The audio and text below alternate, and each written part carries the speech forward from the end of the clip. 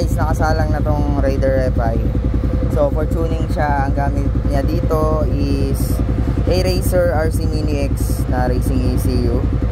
Pero ang nakakabit ngayon is stock pa muna.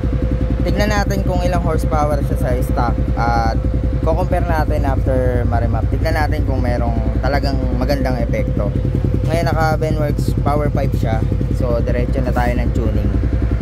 So ayan, kuha muna tayo resulta, tara. Ito yung ating stock ECU with Benworks power pipe. 18.7 horsepower and 14.6 yung torque. So lalagay na natin yung A-Racer tapos magtutune na tayo. Tignan natin yung resulta.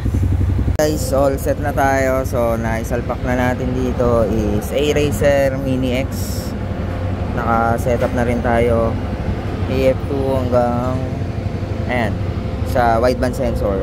Makakonect na rin tayo sa laptop. So ngayon tuning na tayo tapos kunin natin yung tamang tune neto and magkakaroon na tayo ng resulta para ma-compare natin dun sa stock kung gaano kaganda ang A-Racer. Alright, let's go.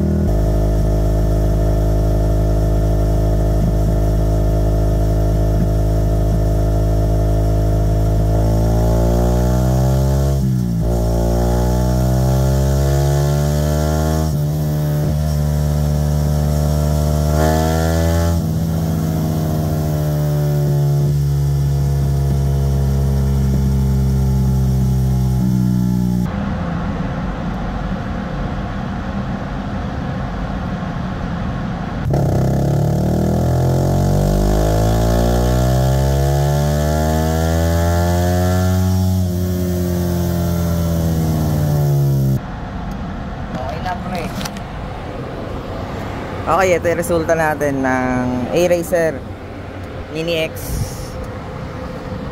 So, hindi pa na remap 18.7.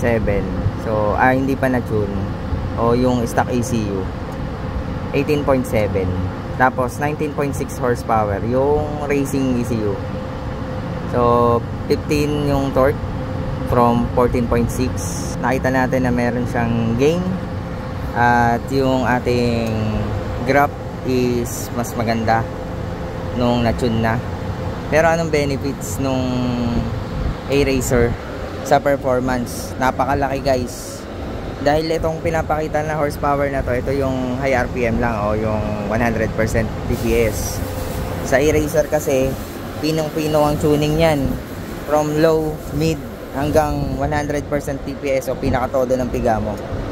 Yan, bawat pigaan kung mapapansin nyo sa mga tuning ng A-Racer, talagang hindi rin basta-basta dahil pinipino yan isa-isa, fine tuning talaga at mararamdaman mo yan, ibang-iba yung difference ng A-Racer ECU o racing ECU compare sa mga stock remap. Mas powerful talaga at hindi lang siya basta nagbe-base na numbers sa graph. So mararamdaman mo yan kasi ito puro 100% TPS to ang pagkuha ng horsepower. So hindi pa dito nakikita yung mga idle na o yung percentage ng throttle natin na mas mababa. So itong resulta na to kasi 100% TPS yan. Mga mabababang RPM o hanggang mid RPM hindi maganda. So kailangan pare-parehas. Kaya sa racing ECU, fine tuning siya, mas maganda yung low, mid hanggang high. So yun ang kagandahan ng racing ECU at ito, ramdam na ramdam ko yung lakas nito. Mararamdaman din to syempre sa kalsada. So yun, ayos.